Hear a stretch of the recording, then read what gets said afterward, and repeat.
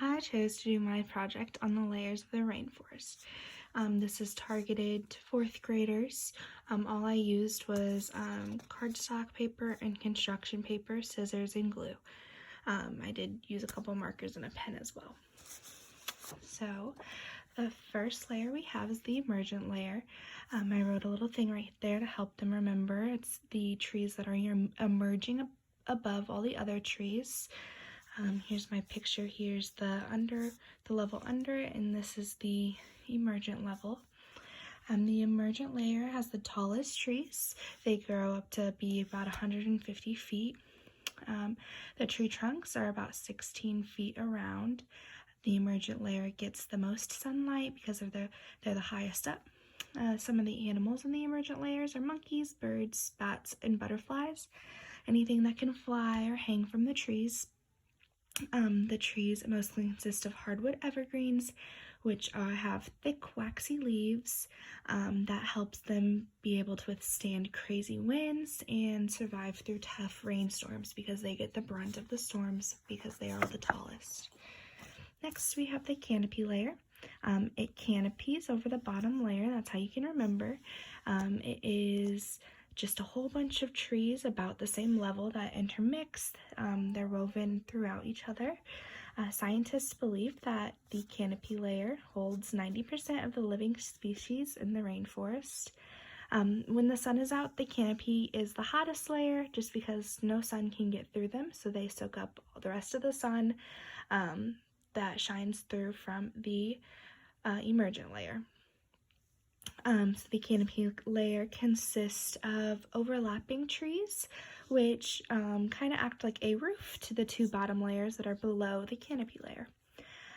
Some animals are birds, monkeys, snakes, lizards, insects, and tree frogs. Anything that can climb up and down the tree trunks and survive in the tops of trees. So the canopy layers have the trees have smooth oval leaves, and like I said, it's kind of a maze of trees and branches because it is so thick. Next, we have the understory. It's under the canopy, so that's pretty easy to remember, understory. This layer consists mostly of vines and some baby trees and some tall shrubs and bushes. The understory gets very little sunlight because the canopy blocks most of it from it.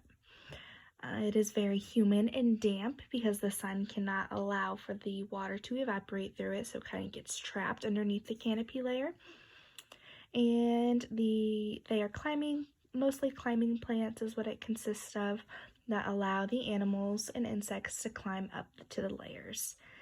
So the animals in the understory are jaguars, snakes, and a lot of different types of insects, from butterflies, beetles, mosquitoes, almost any bug you can really think of that would be able to survive in the rainforest lives in the understory. Next and lastly, we have the forest floor. So the forest floor is the darkest layer. It is the ground of the forest. Here it's mostly just moss, which I tried to do by adding that. There's not very many plants. It's mostly just all the dead plants and animals that fall from the top layers. It is the darkest and the most humid. It mostly consists of moss. Some of the animals that live on the forest floor are tigers, jaguars, elephants, anteaters, things that can't climb very well, like elephants can't really climb as well, and also things that hunt.